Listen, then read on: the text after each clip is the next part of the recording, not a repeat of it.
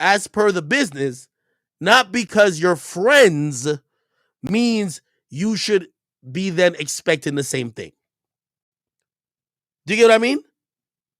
Don't blur the lines. Yo, we cool, we homies, we chill, we talk, we hang out on these type of nights, blah, blah, blah. But not because of that could be like, well, usually nobody can just take a show off and just not show up, but that's my homie. I'm just not going to show up. You get what I mean? That's the point I'm trying to make. Friends, you owe your friends respect. I am grateful for my friends. And because of that, my behavior I would hope it exudes that, no? You owe your friends respect. There's a certain strain of bacteria called Lactobacillus reuteri. My bad. Yo, chat. You know what? I'm about to get ad blockers. When your friends, you built something with your friends, and your friends have built something with you, and have created something with you, and have grown something with you. Absolutely, you owe them respect. 1,000,000%. There's no way around it. I feel I owe my friends respect. Let me be honest with you. Again, when I'm saying most of these things, Joe ain't telling me. Bro, anybody with a brain can see it. Joe don't feel like these niggas were as necessary as they feel they were. I think Joe really feels like it's my shit. I built it. It's an extension of what I've worked for all my life, gaining an audience through rap, through blog TV, through Joe Budden forums, through tweeting all the time, through being on Hot 97. This is an extension of that. Y'all have came along for the ride. And, y'all should be happy that y'all now have names and y'all are famous. Ability of how I was moving with certain things. Mm-hmm. I explained where they came from, but I took accountability in saying, no, I do owe you that respect where I should not sit here and say that to my friend. I should have went to my friend and said, hey, not feeling what's going on here. Mm-hmm. I don't want to get caught up in semantics, but even as y'all speak, the word "oh" bothers me. That's cool. I don't have a friendship where I feel like Yo, Joe, turn up on these niggas! Which is kind of to the point that I've shared with you gentlemen in private. That and are connected, but they're not. But we'll share it here. The complete same. Everyone internalizes things differently. So even when you talk about respect, that would have to be processed through everyone's individual processor, right? Sure. You could be receiving respect and feel like you're not. Yeah. Right? Well, yeah. How people perceive things and how they internalize things, and different experiences in your life can have you. And the lines can be blurred. Sure.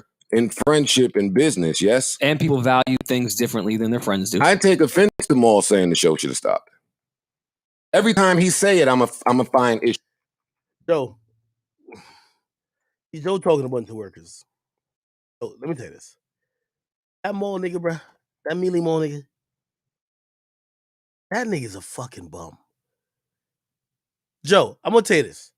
If you gotta do the podcast by your fucking self in your bathroom with the iPhone microphone, this is what an entrepreneur does.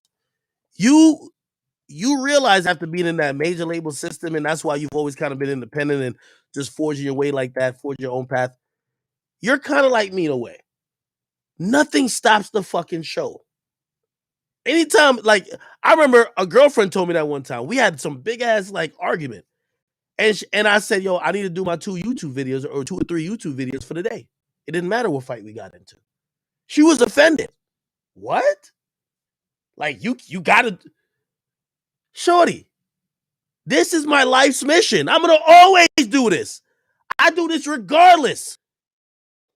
On one of the toughest days in my life, I actually did a YouTube video. And not that I really had to, but it was something, well, I kind of feel like I did have to, but that's the point of what I get what Joe is saying. This bum Mealy Maul, having not worked for anything to build something up, thinks that Joe should just indefinitely suspend the podcast till they're sort out their feelings. What? In what fucking $1 million business does that happen? Who does that?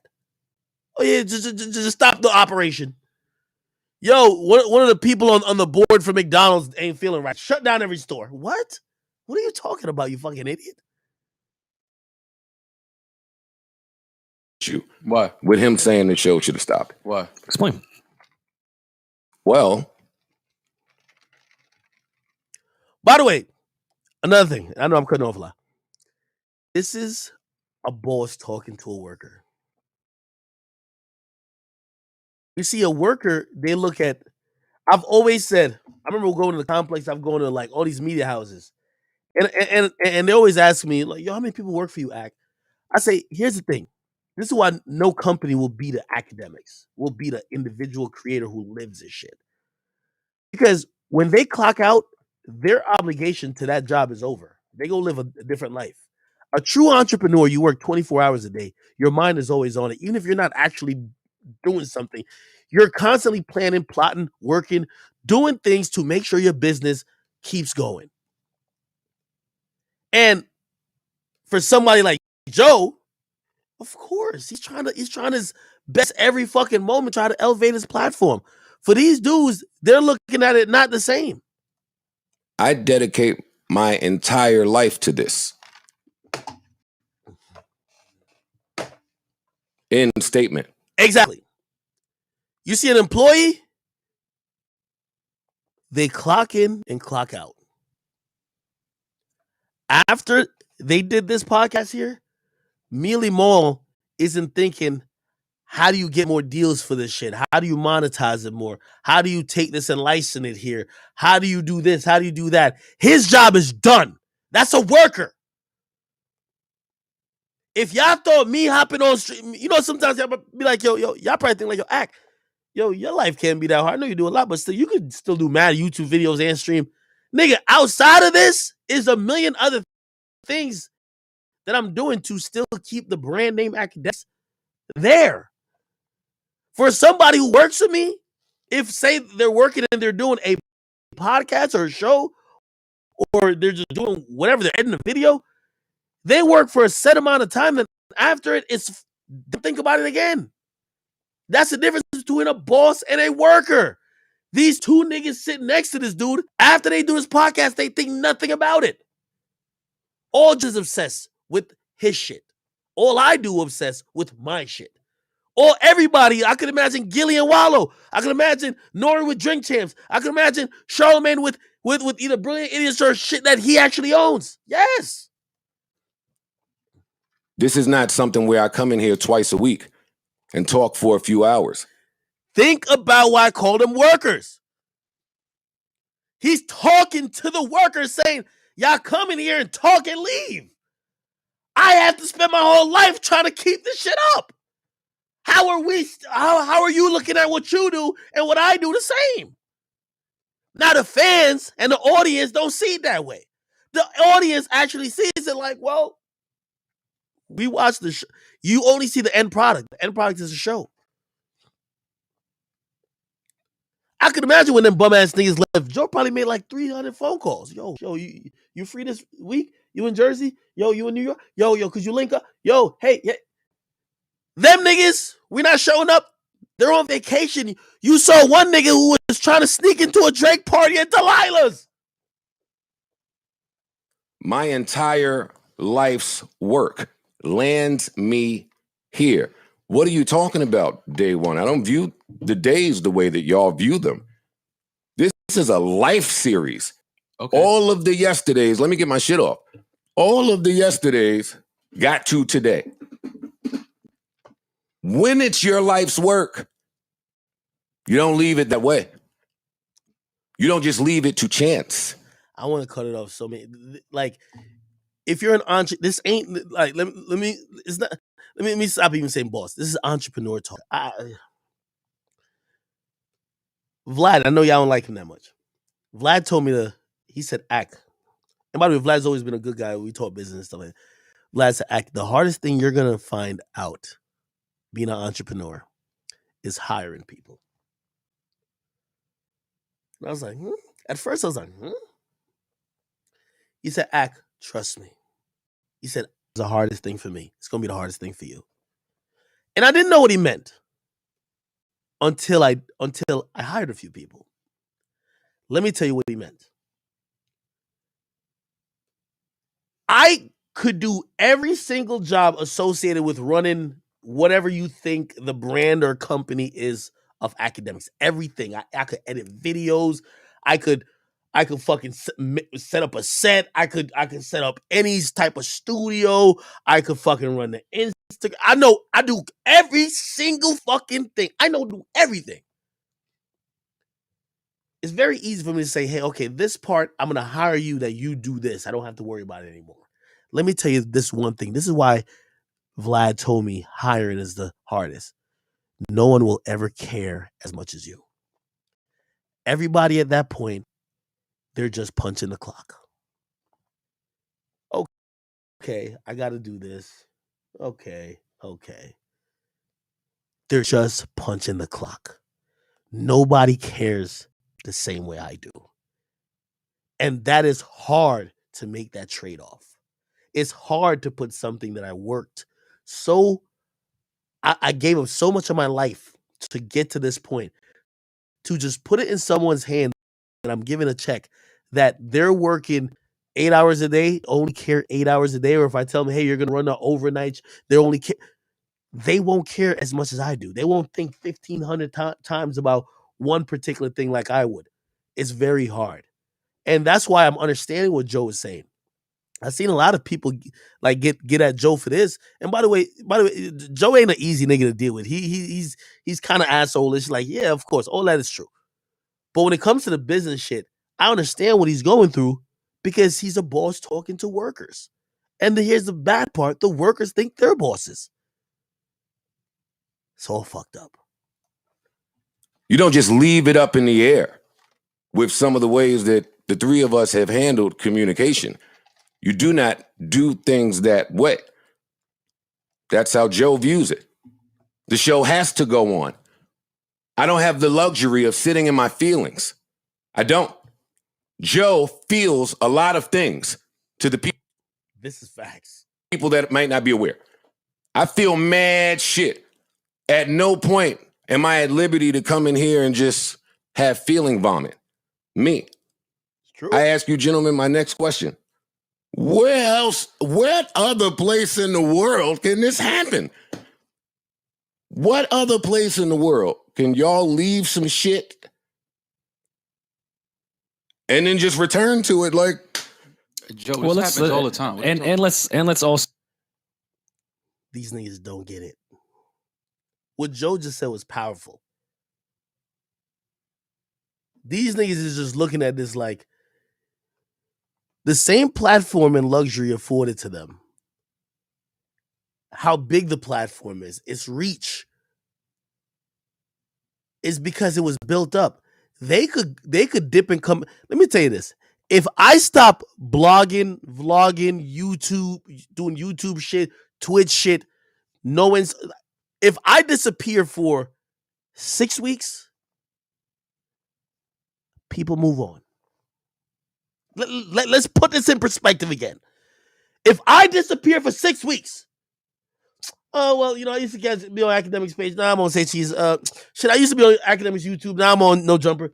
Now I used to be like on Academics Twitch shit. Now I'm on this other thing. Yeah, that's what happens.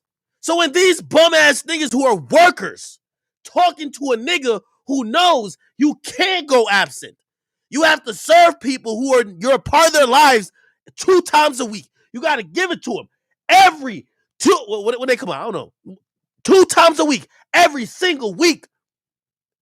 When they say, I'm in my feelings, you hurt my feelings. Oh my God. You don't respect me. I'm going home. When they do that, you know what Joe got to do? He could then say, let's blow the whole platform up. And maybe the next hot podcast was coming up.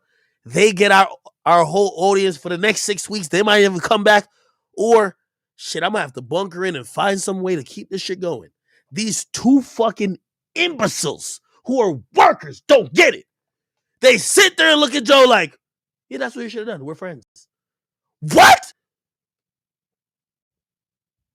Not in a multi-million-dollar business, you fucking idiots.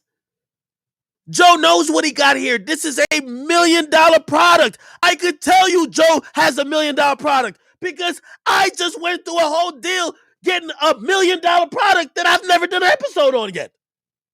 So if I got millions for something to come. And Joe been working on this for 7 years. I know Joe shit is $1 million shit. He's supposed to leave that to y'all feelings? That's what's going on?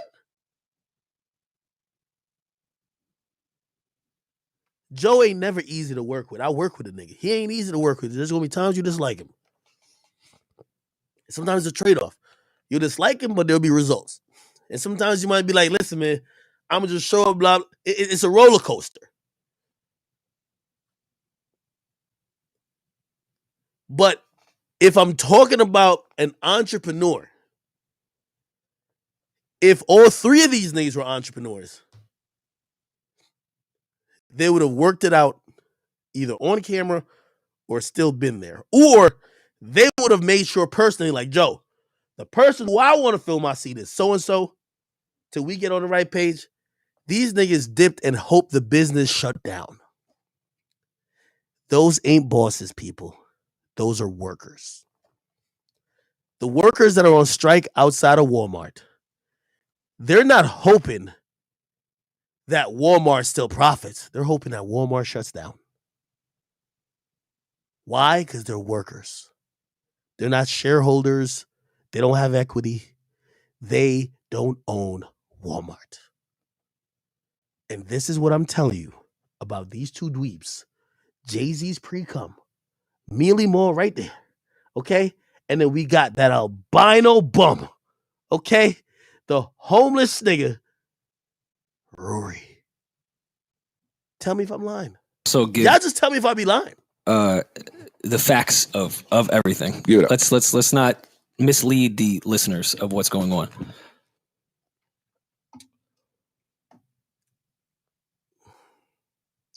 Couple of the clips. I'm repeating myself. Yes, that's why I think a lot of this back and forth shit that we doing now is kind of pointless. Because it's separate points to what really happened. But it's not pointless. There's some poetic justice in it, and that's why earlier I was like, "Yo, tell me any other workplace in the world where this chain of events could happen," because we start at y'all questioning maybe my friendship or my respect level, right, or just some things that should exist between us, right. And then we end with having to lean on that very same friendship to say, all right, all that other shit that wouldn't fly nowhere else in the world, it can happen here because that's my man. That's not odd. I mean, we've done that for. I'm not going to talk to Maul because me and Maul don't come from corporate shenanigans and workplace stuff. You, though. That's where I come from. You, though, tell me where that can happen at. You tell me.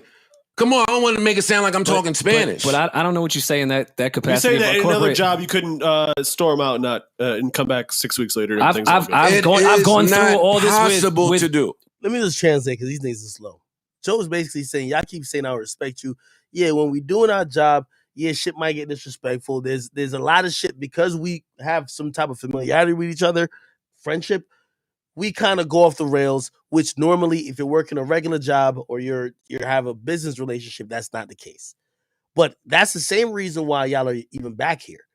Because the same reason I could chalk that up that, yo, we could have these type of kind of things between us and still be whatever, and it's because we're friends. It's the same reason y'all are back here because you can't leave any job in America for 6 weeks, just dip and just show back up and you're still hired. That's his point. I get it. With Palooza, that's also a multi-million-dollar business of friends having these same types of problems. So yes, you can say there's a corporate side of shit. I argue but we ain't corporate, and neither was Palooza. Did we partner with corporate people? Sure. But that's not how the infrastructure of our shit went. Bad example. No, it's a great example. Horrible. This will never stop. Thank you. Talk to him, Joe. Palooza stopped because of COVID. Joe, talk to him. This will never stop, was my words. So it's a horrible example. There's not a world that exists. Palooza didn't stop because of Rory, my statement is not about Palooza. I don't care what you niggas do. I'm talking about this. This will I don't give a fuck what y'all do over there, nigga. Never stop. It's y'all's to participate in like our fucking contract says. And there's no uncomfortable conversation and me and...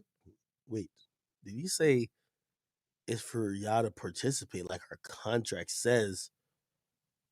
Well, Joe got these boys on a contract. So yes, you can say there's a corporate side of shit, I argue but we that. ain't corporate, and neither was Palooza. Did we partner with corporate people? Sure, but that's not how the infrastructure of our shit went. Bad example. No, it's a great example. Horrible. This will never stop. Talk to him, Joe. Well, Palooza stopped because of COVID. This will never stop, was my words. So it's a horrible example. There's not a world that exists. Palooza didn't stop because of Rory, friends my talking back. statement is not about Palooza. I don't care what you niggas do. I'm talking about this. This will never stop. Didn't I tell y'all these bum ass niggas was complaining about the contract with Spotify, all while their contract was only with Joe? Didn't I yo, chat, like, yo, give me yo, just be like, act you right, dog. Just say it. I only been spitting facts. They were talking about Spotify, but they only had a contract with Joe. Now they trying to treat Joe like he's Spotify. I told y'all this. Hold on, I can't tell you. Nigga, when I say this, facts. Nigga, if they didn't talk and reconcile the same third, the holdout was about to become legal. They were about to sue that nigga, bro. But all because of friendship, really. Because there's a blurred line. These niggas actually think they own part of the podcast. The podcast is Joe Buddens. But they believe they own part of it. Could they prove it? I don't know, maybe. I highly doubt it. It's called the Joe Budden Podcast now. If I'm the fucking judge and these niggas come to court, Joe told me he was going to give me like 15% of the podcast one time. Wait. Was that before or after he named it the Joe Budden Podcast? He told me like right before. All right, dismiss, man. Get the fuck out of here, nigga. He called it the Joe Budden Podcast. You sure knew what time it was. Get out of here, nigga.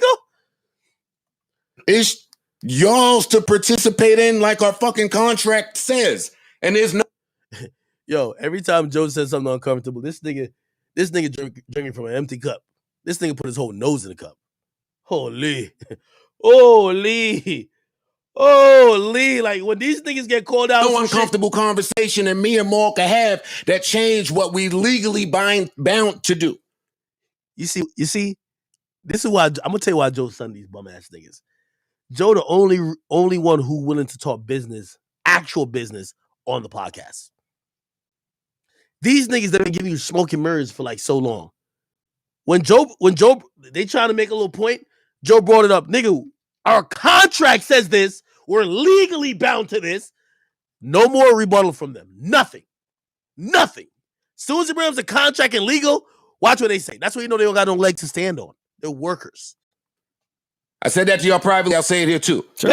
There's nothing y'all could say to me. I said this in your absence. There is nothing a friend could say to me that ends the friendship. I need to see more. No, you have to do something, nigga. Your character gonna have to shine. But your words, that's not Joe. That's not to diminish anybody that happens for, but that's never been me. And nor is it us because we sitting here talking about it. We gave the history of the last month of where people felt on certain things and when we was trying to go through shit. We sitting here now because we feel the same fucking way. If it was just based off, if Maul really felt like you saying the show's not your business, you think he'd be sitting here?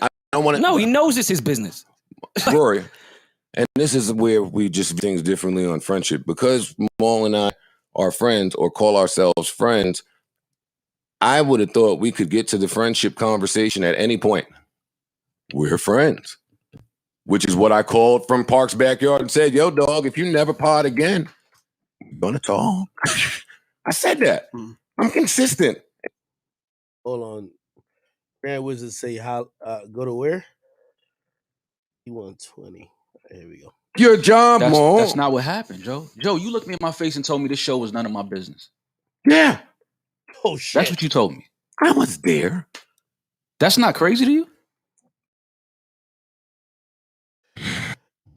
Joe, I'm going to help you out. I'm going to start translating for you, brother. I don't know why you don't tell these bitch-ass niggas the truth.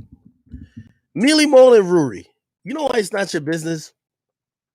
Because both of y'all have publicly expressed that y'all don't have the passion for the business that Joe passionately and dedicates his life to. For Y'all don't care about it like how he cares about it, so why would he consult y'all on business moves relating to it? The Mealy Mole nigga literally said that like he don't give a fuck about podcasting. That's Joe's life at this point. The other niggas say he don't give a fuck about building a network. That's what Joe's mission is at this point.